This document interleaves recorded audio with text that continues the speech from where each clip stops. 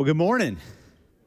Let me extend my welcome to worship this morning. My name's Adam Hildebrand. I get to be one of the pastors here at LVfirst, and it is such a joy and a privilege to be in worship with all of you this morning. Well, with school starting back tomorrow here in Gwinnett County, I got to be a part of a bunch of open houses this last week. So I had to go to my two kids' open houses at two different schools, and then I was also at a couple of different schools for open house to share a little bit about the work that we've been doing together, both as a church and as a community. I got to share a little bit about our Parents First initiative and some of those opportunities for parents to connect with one another and to grow our community's capacity for parenting and serving each other. And so I was in all these different places, and all of the open houses are they kind of have a similar vibe. If you've been to an open house, you walk in and everybody wants to do everything that they can to help you find your place.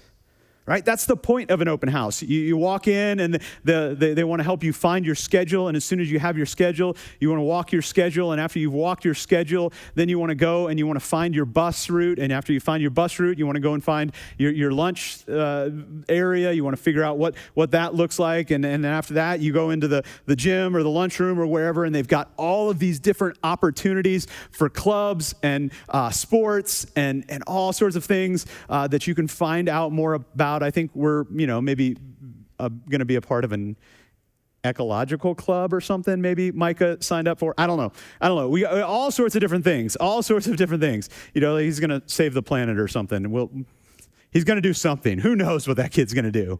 But it was interesting, the difference watching my youngest son, who was a sixth grader last year, the difference between him walking into that school last year versus this year. You can tell the difference in a kid who knows that they have a place, who knows that they belong, who knows the kind of the rules, the unwritten rules, and the flow of things. And so last year, walking in as sixth graders, all this worry, all this concern, all this overwhelm, all this big school that we're going into. And this year, that kid knew everybody. I mean, you thought he was running for president. He's just walking through the halls, just waving at people. Everybody knows his name. The principal called him by name, which, sometimes the principal calls you by a name and it's a bad thing. Sometimes it's a good thing. So it was a good thing in his case. We're grateful for that. But he just knew everybody, everyone around. And we're like, okay, do you want to walk from here to here so that you know how to get? He's like, guys, I know how to get there. Okay. Oh, sorry, man. Don't want to harsh your vibe. My bad.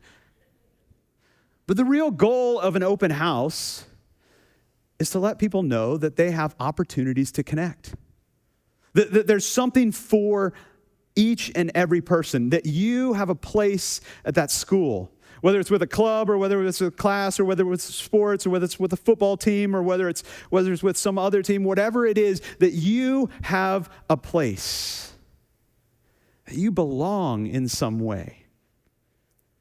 And I think that's something that's so important to each and every one of us. We all long to belong.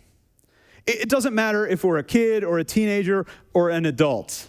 Adults, we try to pretend like we've got this all figured out, but we all long to belong to something. And we do all sorts of things in order to try to belong. There's all sorts of ways that we feel like we belong to things, that we can take part in things, that we can be a part of things that tell us that we belong to something. I think about high school, and my wife and I, we went to rival high schools growing up in Tarpon Springs area of Florida. She went to Tarpon Springs High School. I went to Eastlake High School because Eastlake High School was east of the lake. Real creative in Florida. So she went to Tarpon Springs, and I went to Eastlake. We were rival schools. It's like, Central Gwinnett and then the school down the road. And so we went to East. I went to Eastlake. She went to Tarpon. And at Tarpon Springs High School, I think I've mentioned this before. They have the third worst mascot in all of America, as rated by ESPN a number of years ago. Third worst mascot in America, the Tarpon Springs Fighting Spongers. Fighting Spongers. Yeah, that's terrible, right? Like their mascot was a sponge diver. Like, so Tarpon Springs was founded by some Greeks who moved over in the late 1800s, and they found that the water off of Tarpon Springs was very similar to the water in Greece, and they started harvesting sponges. So like those loofah sponges that you have, if you got a loofah sponge at your house, guess where it came from? Tarpon Springs. There, now you know something new. In fact, they have so many sponges in Tarpon Springs that a number of years ago, they named Tarpon Springs the hometown of SpongeBob SquarePants. This is real. They had a parade. A SpongeBob hometown parade in Tarpon Springs, Florida. And so home of SpongeBob, Tarpon Springs Spongers, and so, we're rival schools. So I always used to make fun of her school. I still make fun of her school, but she's very proud of it. And one of the things that she's very proud of was this cheer that they did. At their football games, at their soccer games, at all the things, like they'd get the student section together and they had this cheer. Third worst mascot, first worst cheer I've ever heard. Okay, it is the worst. This is what they would say to try to intimidate the opponents. You'd hear the whole student section chanting, "Soak 'em up, Spongers, soak 'em up."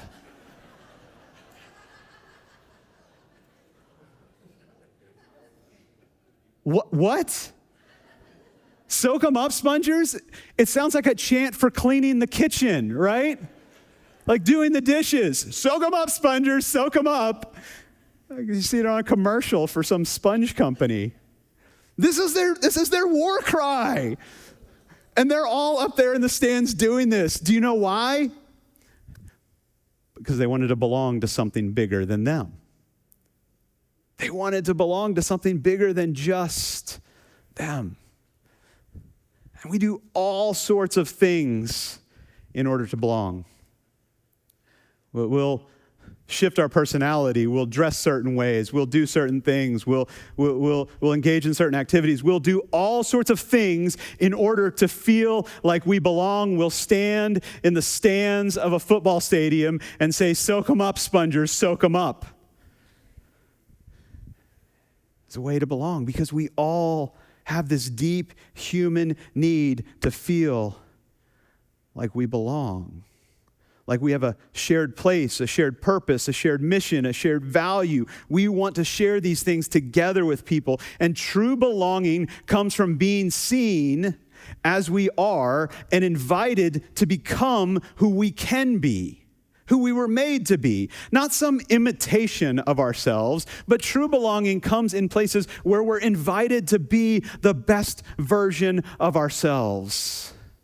And all of us need these places. And they're becoming more difficult for us to find.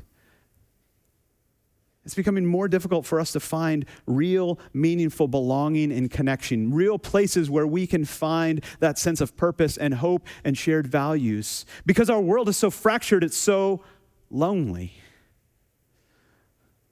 The statistics around loneliness are just staggering if we begin to think about it. The generational data around loneliness is fascinating. It's not just older adults who feel lonely. It's also millennials and Gen Z at a disproportionate rate. So the people who are the most connected to the most people through technology tend to feel the most lonely. And this is true for men or women or everybody else. And tons of people feel lonely even in a room full of people. Even at their open house, even in the places where we go to try to feel connection. In fact, the statistics go on. They tell us different things about how we feel. Americans say that 47% feel left out. 46% sometimes or always feel alone. 43% feel that their relationships are not meaningful. 43% feel isolated from others. 27% rarely or never feel there are people who really understand them. 20% rarely or never feel close to people. And only 18% of people say that they have someone that they can talk to. 82% of people say that they don't have a person that they can really talk to, that they can really share life with. Now, this loneliness, this separation, this lack of belonging in our culture has terrible health effects on us. The loneliness epidemic, as many have called it, have staggering effects on our actual physical health. Our lack of social connectedness has our odds of premature mortality go up more than smoking 15 cigarettes a day. I'm not saying that if you have friends, you can smoke 15 cigarettes a day and be okay. But if you don't have people that you truly connect with, that you don't feel like you belong with, your odds of mortality are more than smoking 15 cigarettes a day, having 6 drinks a day, just completely being physically inactive, obesity or air pollution. All of those things combined don't add up to the lack of connectedness that we need. Loneliness has effects on our health and our well-being. We need places to belong, and we'll turn to all sorts of different options for belonging. There's a fun little stat here. In 2024, the number one use for generative AI, like ChatGPT or whatever your chosen AI is, was ideation, coming up with new ideas. Help me come up with a letter to somebody. Help me come up with a lesson plan for this. Help me come up with a practice plan for this. Help me come up with this. Help me come up, ideation, coming up with new ideas. Do you know what the number one use for generative AI in 2025 was? Therapy and companionship. Therapy and companionship. In other words, we don't feel connected in a group of people, so we go to AI in order to feel some sense of connection. And I'm not saying that you don't need to, please, if you need help, please get help somewhere. Find somebody who can speak into that. Find somewhere where you can find some connection. Find something. But the fact that we're using AI now for social connectedness means we're not really connected to the people that we really need to be connected to. We don't have a place and a sense of belonging. Because what AI does is really, it's just an echo of reality. It's an echo of our own voice. It learns us and spits back what we want to hear. This is why people find themselves in really deep relationships with bots, because it's just saying the things that we want to hear. And good Lord, wouldn't that be nice? Every once in a while. All of you who are married are like, yes, that would be nice. Just tell me what I want to hear. But it's not a real relationship. It's not real belonging. We need places where we have real belonging. Research out of the Harvard Graduate School of Education says that belonging was the single greatest predictor of student success and well-being, more so than test scores, income, or even family stability. A sense of belonging, a sense of place matters so much in how we educate our kids, but I think it extends beyond our kids. We as adults need the same sort of belonging. We need a place where we feel like we belong. Because our current reality feels so isolated and splintered and binary and more this or that and more of you and them and more stressful and more lonely. And in our families, we might share a last name, but we feel out of place and uncared for. And in our marriages, we might care for our spouse, but we still feel lonely and long for deeper connection. And in our workplace, we might be a part of the team, but we still feel unseen. And in our friend group, we might be laughing and having a good time, but wishing for more meaningful conversation. In our community, we appreciate where we live, but we find ourselves left out or thinking that we're just different. If only there was a place that was meant to be a place of belonging, a place of real deep connection that helped us to be our best self.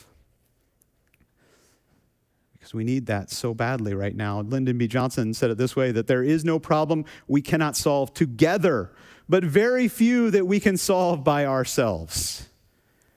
We need each other to work through these complex realities that we live in.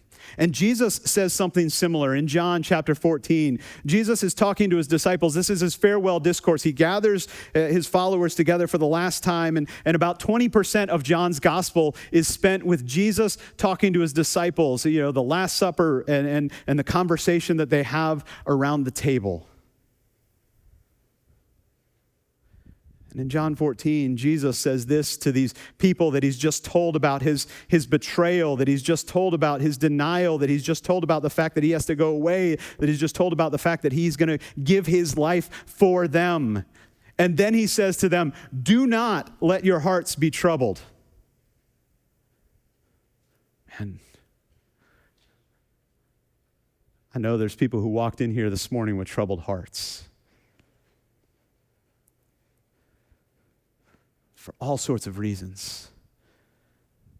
We got troubled hearts. And Jesus begins with a word of comfort for all of us. Don't let your hearts be troubled. It's difficult to feel a restoration of the Spirit when we have troubled hearts. But into a troubled world and into our troubled hearts, Jesus says, don't let your hearts be troubled. And this is what the church should tell the world around us, that an anxious world needs to hear from us. Don't let your hearts be troubled. But Jesus goes on to say why.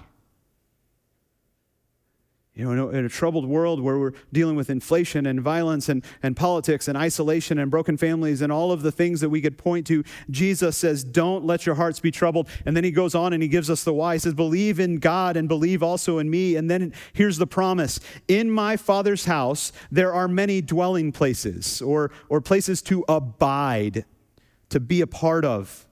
If it were not so, would I have told you that I go to prepare a place for you? Jesus says, don't let your hearts be troubled, because guess what? There is a place for you to belong. To truly belong. That's the promise. Don't let your hearts be troubled, because there is a place for you. It's not a somewhere, someday thing that Jesus is talking about. I know sometimes we hear this verse and we think about like mansions in the sky, right? We go to this idea of someplace, somewhere, and yes, that's a reality that Jesus is speaking to, but I think he's talking about something more, this expansive, grace-filled house of God that is being built here and now, that there is room for each and every one of us. That was Jesus' message to tax collectors, to fishermen, to women at the well, to children who seemed overlooked. And it's our message here today, that there is a place for you. That there is room for you. Now, I don't know how many of you grew up sharing a room with a sibling, but I had to share a room with my little sister till I was like 13. So like, one wall was all soccer posters, one wall was rainbow bright. Okay? You want to talk about a troubled heart? Just depends on which way you look. Finally, my brother went off to college. Finally, I got my own room.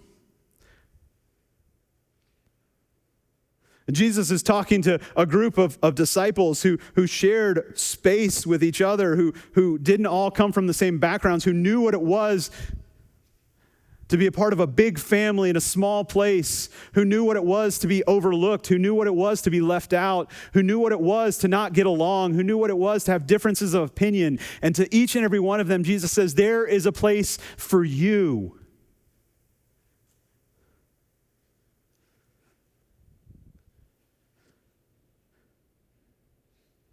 Says there's room. There's room for the family that feels out of place. There's room for the doubter, for the seeker, for the one who never thought they'd be welcome in a church. There's room for the exhausted teacher, the overwhelmed parent, the grieving widow. There's room for hospitality and hope. And every time Every time we bless a backpack, every time we serve a meal, every time we give away school supplies, every time we host a parenting seminar, every time we have a youth group gathering, every time we have a grief support group, every time you meet for a small group, every time we do any of the things that we do here, we're telling people that they matter and that they have a place. And that we may not all agree, we may not all see the world the same way, we may come from different places and different backgrounds, we may have never had a space that we felt like we were at home in, may never have had a place where we felt like we belonged, but every time we do these things here, we're saying that this is a place for you.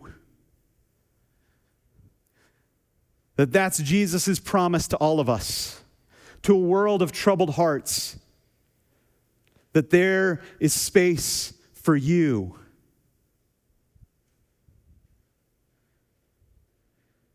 I don't know that Jesus is talking about fancy rooms. I think he's talking about a relationship. Because he goes on. He says, if I go to prepare a place for you, I'll come again and take you to be with me. We'll be together, so that where I am, there you may also be. And you know the way to the place where I'm going. Now, Thomas, being the one who just never knows where he's going, he always needs directions. He's like, hey, Jesus, how are we going to know where you're going?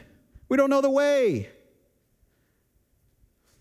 And Jesus says to him, I am the way and the truth and the life, and no one comes to the Father except through me. So if you know me, you will know my Father also. From now on, you will know him because you have seen him. Thomas asked the question, well, Jesus, how are we supposed to know this place? We want to go to this place where we belong. We want to have this place for us. How are we going to find it? And Jesus says this thing that on the surface feels a little bit exclusionary. But in reality, it's an incredible invitation to belong. To belong in this relationship where we can always find a place in Christ, where we can always find a place with his people. He's making a place and a way for each of us. What could be more inclusive than that? Jesus is saying, you don't need a map, you just need me. You don't need to prove yourself because I'm the way. You don't need all the answers because I am the truth. You don't need to earn your place because I am the life. Jesus says this sense of belonging is found in me and with my people who do what I'm asking them to do, who have seen me at work in them and in the church at large. Jesus is inviting us to make a place for people. The reason we're having an open house is because we want to make a place for people. We want to make a place for each of you. We want each of you to know that you're seen and valued and heard, that all of you have a people and a place and a purpose. Because that's what Jesus tells us we have.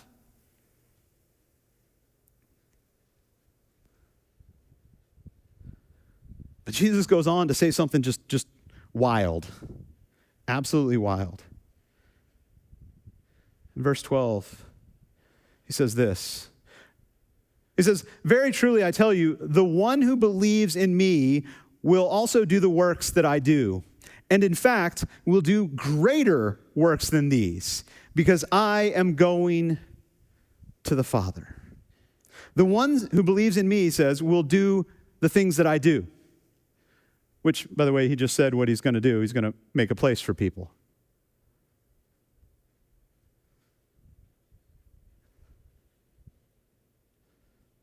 He's going to prepare a place for each of us. He's going to create a space for real belonging to take place. Because belonging almost always goes before believing. Almost always belong before we believe.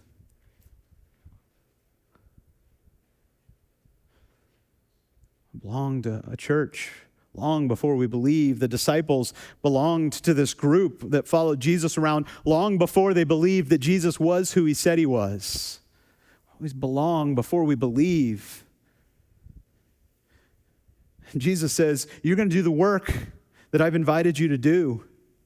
You're going to do the work that I did. You're going to make a place for people, but you're going to do even greater works than these, bigger, greater, more impactful. You're going to invite people who didn't think that they could be invited. You're going to make a place for people who didn't know that they could belong. You're going to create spaces of openness, hospitality, and love that says your story is safe here and your story can change here because you're encountering the way and the truth and the life of Jesus.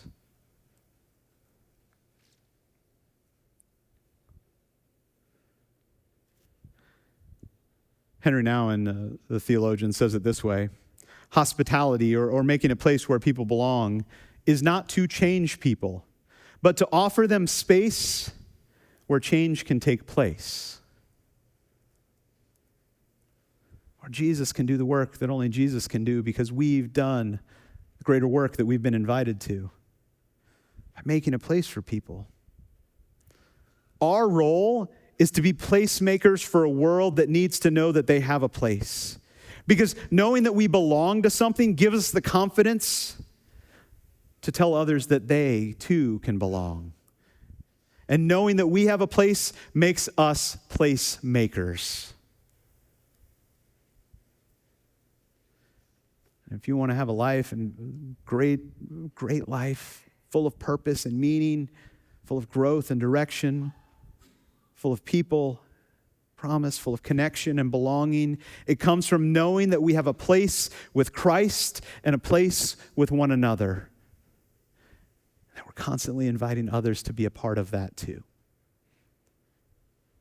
Over the next few weeks, we're going to talk about a number of things. We're going to talk about these ideas of an open house where people are constantly invited to belong.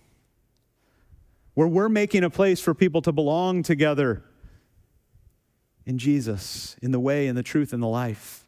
And if you've never heard that before, if you've never heard that you have a place in Christ, if you thought that you were too far gone, if you thought you were too bad, if you thought you were too messed up, if you thought whatever you thought, know that you are invited, that Jesus made a place for you. You can belong in him today. We're going to talk about why it's so important for us to gather together, why this community matters, a place for worship. We're going to talk about making a place for growth, to find people that we can grow together with. We're going to talk about making a place for purpose so that we can serve together, so we can make an impact in the world, so that we actually see the greater things that Jesus was talking about, because Jesus is with us and encouraging us and living through us. And we're going to talk about being a place for prayer where we can find centeredness. That's where we're going this month, and we want to invite you to come along. We want you to know that this is a place for you to find your place and your people and your purpose. Because Jesus makes a place for us.